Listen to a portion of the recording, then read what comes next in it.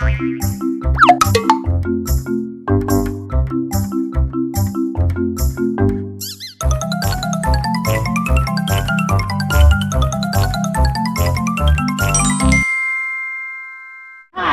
งซื่อนี่นะใช่ไหมม่วงซื่อโอ้มันขาวโมชีคนวันนี้เขาจะเป็นคนร้านนะคนมาซื้อให้เป็นก่อนก็ได้คนร้านทุกคนจองคนร้านนะไม่ไผ่เลยโอ้ยสะดวกสบายเลยเนาะมันยาวทุกคนมันยาวมันบ่ฮ้อนดิไปแหละไปเปลี่ยนจะผีนี่ก็มาบอกเอาแบบธรรมชาติเลยเนาะมีตัวนี้แบบธรรมชาติแหละทุกคนว่าจะเป็นเฮ็ดต้นเนาะต้นไม้เหี้ยเนาะเอาแบบธรรมชาติทุกคนอันนี้ก็จะเป็นอันคนลาบทุกคนไข่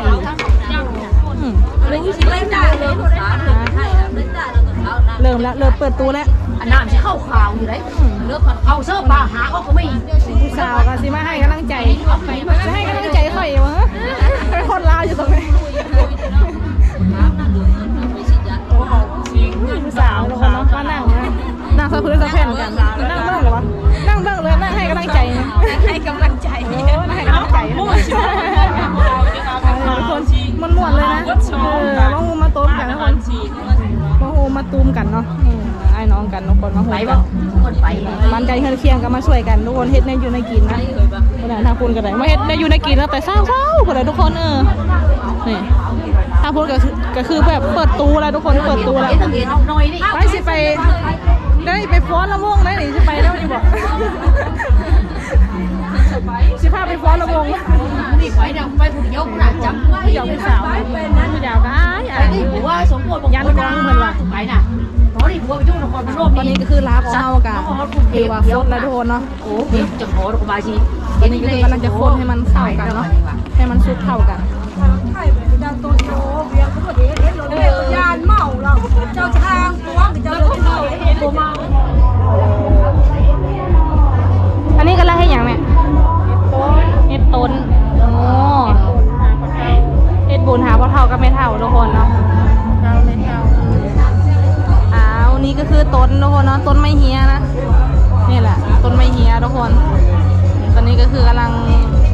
เอาเงินเนาะนี่กับสลากทุกคนสลากสื่อเขียนต้นเนาะเขียนสื่อเนาะเอาเฮ็ดบุญหาไปเอามาเขียนใส่ทุกคนนี่แหละเฮ็ดบุญหาพ่อเฒ่าน้อยเนาะกับแม่เฒ่าบานทุกคนไล่ก็คือแม่เขากำลังมัดเนาะมัดเงินมัดแฟบทุกคนใส่ต้นทุกคนอันนี้จะเป็นต้นไม้เฮียเด้อนี่แหละกาอนุโมทนาสาธุนำแย่รุ่นเนาะแย่รุ่นทุกคนกาเฮ็ดบุญนำเนาะเฮ็ดบุญนำเนาะกาจะบอกจำนวนเงินเนาะนี่แหละกาขออนุโมทนาสาธุนำเด้อเขาให้ได้บุญหลายๆเอานี่แหละแย่รุ่นก็ฝากเงินมาแต่ไทยทุกคนมาเฮ็ดบุญนำเนาะเท่ากับโมให้เรียบร้อยเนาะโมทางหลังพวกไหนทุกคนนี่แหละนี่คือพาบรรยากาศอันนี้จะเป็นบ่อนทับโมทุกคนเนาะทับโมนี่บ่อนทับโมนำทางคุณอันนี้ก็จะห้องอย่างไหมอันนี้ก็จะห้องอย่างมิงบุญเดี๋ยวฉันกองบุญเนาะมิงกองบุญทุกคน3 กองมี3 กองเนาะกองอีเมซีเฮ็ดยี่มองนี่เหรอวะนี่แหละกองบุญทุกคนกองบุญนี่ญาติพี่น้องเนาะเฮ็ดหาพ่อเฒ่าแม่เฒ่าเนาะกะมีอยู่3 กองทุกคนเนาะกะมีกองเจ้าของบ้านแน่แล้วก็ของญาติพี่น้อง2 กองทุกคนนี่แหละวันนี้ก็คือกำลังพากันแต่งเนาะแต่งเมงแต่งกองบุญทุกคนนี่กำลังเอาอันนั้นเอานี้ไปมัดใส่เนาะนี่คือภาพบรรยากาศทุกคนดนได้มาทุกคนคือหลายหนิงข้างพี่กระเฮ็ดอะไรอย่างอันนี้เห็นอย่างนี้ไหมพวงมาลัยมาใส่เมงคนอย่างหลายเลยเนาะนี่พากันมาฮูมาตูมกันทุกคนมื้อนี้จะเป็นมื้อโฮมนะมื้อนี้เป็นมื้อโฮมทุกคนมื้ออื่นก็เป็นมื้อตักบาตรเนาะมื้ออื่นก็เป็นมื้อตักบาตรแล้วมื้อนี้ก็มื้อโฮมก็เลยคนหลายแน่เพราะว่ามื้อโฮมเนี่ยเปิดเพลงว่าเจ้าจริงไม่ได้เป็นฟอนต์ระบบแมวเฮาก็มาตั้งแต่วัน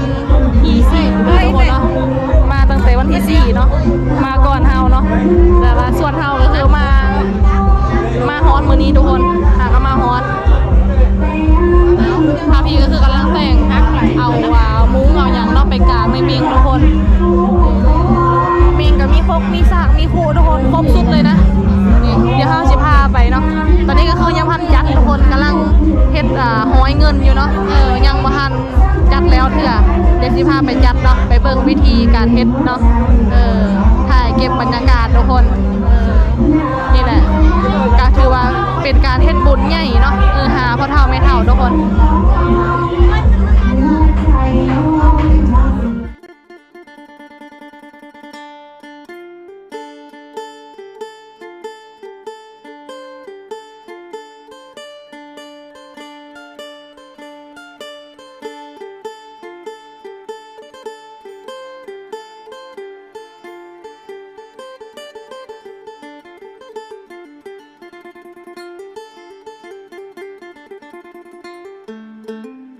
ขอให้มาใส่คำช่วยสู้นายกันทะสันดานทูนี่ทรมานอยู่ในภาษาขอจูบัวไรกาแก้ลืมนางเสียมีทั้งควันครัวแม่เลี้ยงลูกเต้าควันโศกเศร้าฟ้าหลาปาญาหยับแม่นามเฮเดือดลำให้ลืมเสียเกียรติก่อแม่นาอันนี้แล้วฮดให้นายสีสมสร้างของเขากว้างตื่นหลุมเงียก่อแม่นามานีแล้วฮดเสาเล่าเสาแรงแรงเงินครับก่อแม่นามานีแล้วเพียจาจาพญาปัสสาดูจาเพียจาจานิคานดูจาเพียจาจาสุขีอัตนาปริหารันโตสุขีสุขีสาธุมาเป็นฮอดตัวเก่งเด้อผู้ลูกผู้ตายมาจูฮับแล้วก็ยิงของฟางขอหนักจะหนักหาบุรุษจุดจ่อบุรุษเดียว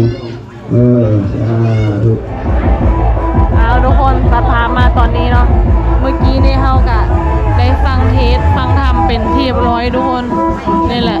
ก็จะมีอันนั้นเนาะชาวบ้านเนาะนี่แหละบ้านทงนี่แหละมาโมยามกลางคืนทุกคนนี่อันนี้ก็คือบรรยากาศนะแต่ว่าผมรู้สึกว่าตอนนี้ก็คือเสียงเพลงแบบดังอย่างทุกคนเอานี่แหละมาเอาบุญนะทุกคนหลังจากโมแล้วกันพูดแหละทางพูดก็จะมีลำโพงพร้อมเนาะก็จะมีแบบวัยรุ่นทุกคนวัยรุ่นไทยบ้านนี่แหละก็จะก็ซิมาลินอยู่หม่องนี้หลายเลยทุกคนเอาเป็นไงเนาะสินอนได้อยู่บ่เนาะ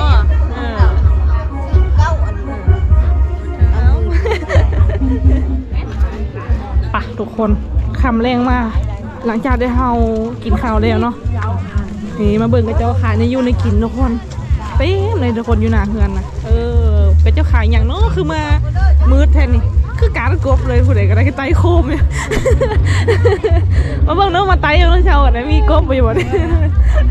คนหนาโอ้มากระเจ้าถิ่นเลยแม่เป็นเจ้าถิ่นแม่กระเจ้าเห็นอย่างนี้แม่คือมาห่มมาตูมกับเต็มเลยเนาะกระลอกกระแลกไปอะไรบ้านคนน่ะเขาพากลินอย่างอ๋อคักแผลซิลินอยู่บ่เมะสีลงทุนอยู่บ่เนื้อจะลงทุนไหมคะซิลินพากันลินเต้เลยทุกคนมาทอนเลยคนนะมาโฮมเต้เลยอีเมะบอลอีเมะชัวร์ลินมาเป็นเนาะอันนี้นี่สิอันนี้คือกันนี่ตัวเล็กเนาะนี่มาเป็นตัวซับธรรมดาเลยนี่ทุกคนพากันดิเส้นชาวเลยไงโอ้เส้นชาวเลยเขาน่าจะเส้นชาวบอลองทุกคนเพราะว่าลินมาเป็นไปเดี๋ยวเพื่อนนี่กันดีกว่าก็จะขายอย่างเนาะทางนี้นะโอ้ขายฮันดอกลูกชิ้นบ่คุณน่ะไตโคมโอ้ขายอย่างเนาะหากันลงมาเบิ่งก็จะเห็นอีกอย่างเนาะว่าทางนี้นะว่าอยู่หน้าเพื่อนก็จะเห็นอีกอย่างโอ้ว่ะไข่ปุงไข่นึ่ง ไข่ปุงไข่อย่างเนาะขายอยู่ไปกินทุกคนนะซื้อแห้งมากรู้จักแซ่บโดยตกใจเลาะมาเด้อคนน่ะพี่กันเนี่ยอยู่ในกินคือกันนั่นนี่กำลังจับเลยนะทางนี้เนาะนี่ฮันดอกลูซีเลยคนน่ะนี่จับก็มีทุกคนเอาเดี๋ยวเลาะมึงก่อนโอ้ขักอีลีเนาะคนหลายคนน่ะมาตุ้มมาหุ่มกันเต้ใช่ไหมทุกคนนี่แหละพระเจ้าก็มาลินนะนี่แหละนี่อันนี้คือเป็นบอลลินมาลินเนาะมานั่งจุ้มมาลินกันทุกคนนี่นะขายได้อยู่ในกินเต็มเลยแล้วนี่แหละเป็นยังไงญี่ปุ่นเจ้าบอลลินเบิ่งบ่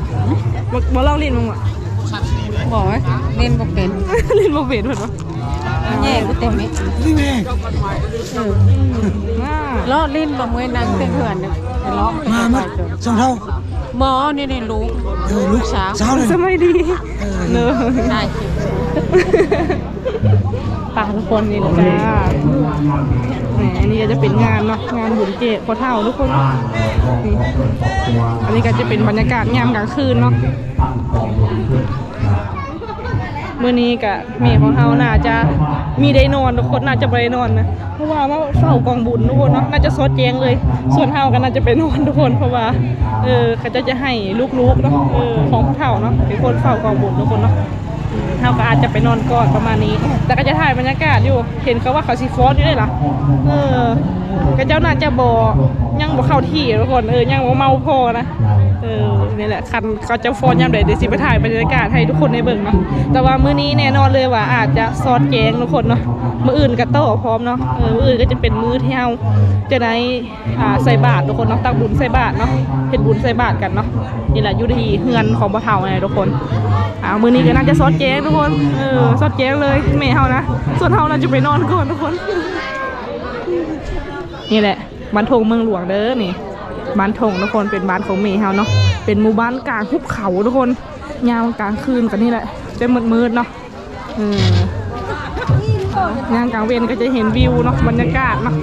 นี่แหละหมู่บ้านกลางหุบเขาทุกคนเนาะ360 องศาเลยอ่ะภูเขาเยอะมาก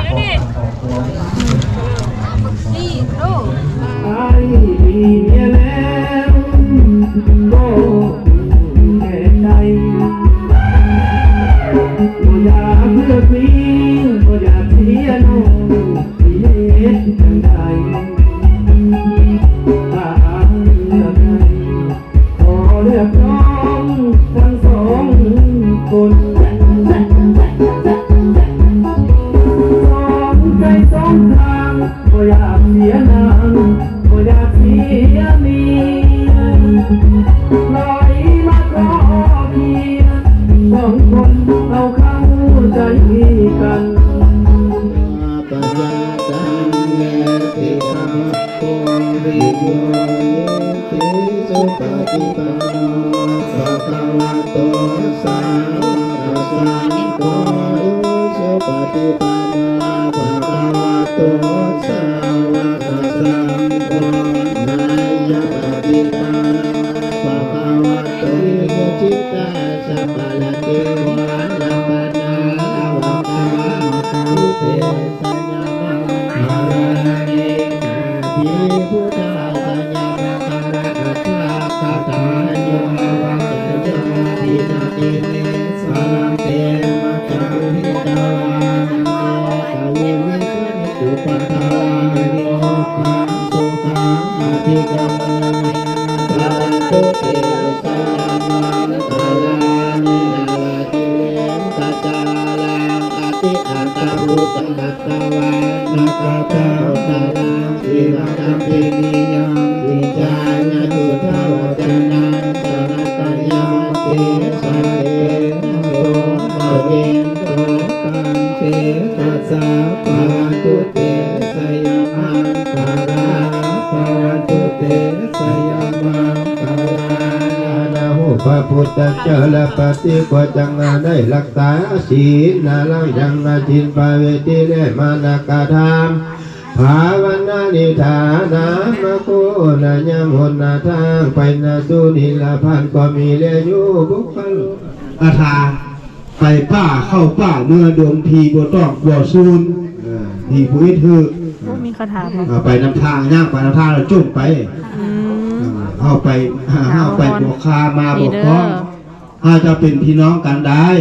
จุ่มไปนำทางไปจุ่มไปพีบัวตอกมาเอาไปบัวคามาบัวคล้องมาเป็นพี่น้องกันได้จุ่มไปกระถาจุ่มพีบัวตอกจริงเหรอเด้อ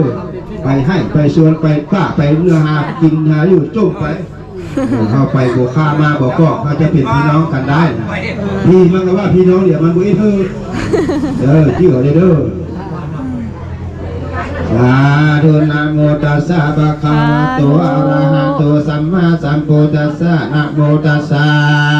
ภะคะวะโตอะระหะโตสัมมาสัมพุทธัสสะนะโมตัสสะภะคะวะโตอะระหะโตสัมมาสัมพุทธัสสะและข้าวสารทั้งหลายก็จงตู้ลงมาขอเรียนอย่างแนงทานอันแนบมีนาด้วยประการสันนันเถิด คือว่าความเสียงไปนาเมื่อไปความยังบ่ได้พอก่อนอดีความอับปีจังนะให้อันใดอันหนึ่งก็นี้ยังพันมาฮอด อย่าได้นะเกิดมีแก่ทางที่อ่านนึกกูนาที่ปาลีผู้ผู้อันพวกอันนั้นหนึ่งก็ดีอย่าได้บุกอันไหนฝ่ายเกียรทานเถินขับพังเงินแลนะคำตั้งหลายดีตกลงอามาคาเลในเรื่องของอุปตาเจตีและมีอุปมาสันใดอันว่าเงินและคำทั้งหลายก็จงตู้ลงมาในยาเงินแห่งท่านก็มีอุปมาสันนั้นแลยุกุจิอุปตะอันใดไม่ยอมไปโอ้ได้เงิน500ใส่หัวล้านสิเพิ่ง แต่อันนี้ก็อย่าได้เสียอย่าได้เกิดมีได้เงินละ500อันว่าวัตถุของเครื่องบริโภคที่ได้สัจว่าไปนะเป็นทางเลือกอันใดอันหนึ่งก็อยู่ได้บุกเป็นนะฮะอย่าได้ขาดคืนเป็นนะว่างสังนาเทศอันว่าดอยนะคำอันสูงได้เป็นนะสังขยาเกิดมีได้กำลังนะเรียงสันติเสียดีก็มีด้วยประการสันนาใดอันว่าเงินและคำกองพ่อผู้เรียนใดก็จงบังเกิดมีแก่นาท่านด้วยนะประการสันนั้นเถิดคือนะว่าอย่าได้เสี่ยงไปนะเมื่อไปกองการนาแลอีกประการนึงกาหาปานานี่อันนาว่ากาหาปานาคือว่าเงินนาคำนาเกียแหวนทั้งหลายที่ตกลงมาขายเล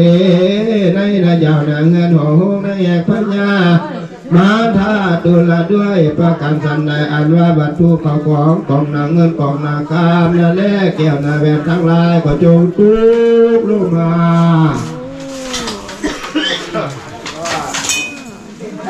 พาเด่นในจ้าเนี่ยในสุดก็มาประการสันนั้นเถิดในสุดก็มาฮอดแม่ได้กิ่งมาแม่ได้กิ่งมาแล้ว500ได้กิ่งมาพร้อมทั้งของเครื่องบริโภค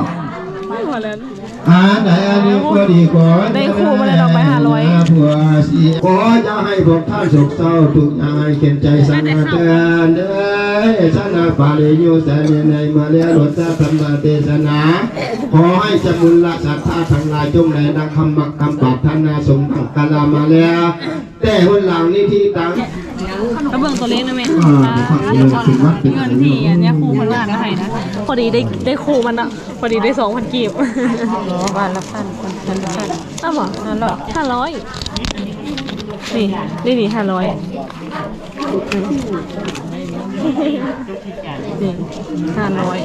ไม่แก้คนนู้นนี่ไม่อะไรมีเลขอีกบ่โอ้ทุกคนเดี๋ยวเบิ่งเลขกันนะเดี๋ยวให้เบิ่งนี่เด้อมีเลขเด็ดบางทีเผยอยากเอาไปเสี่ยงนะนี่เลขเด็ดนี่ใส่อันนี้เก่าก็ดูโอ้82นี่82ทุกคนเอาไปเสี่ยงมึงเด้อเสี่ยงเล็กเงินหมาโน่นเงินหมาส่วนเฮาได้ขนม3 ก้อน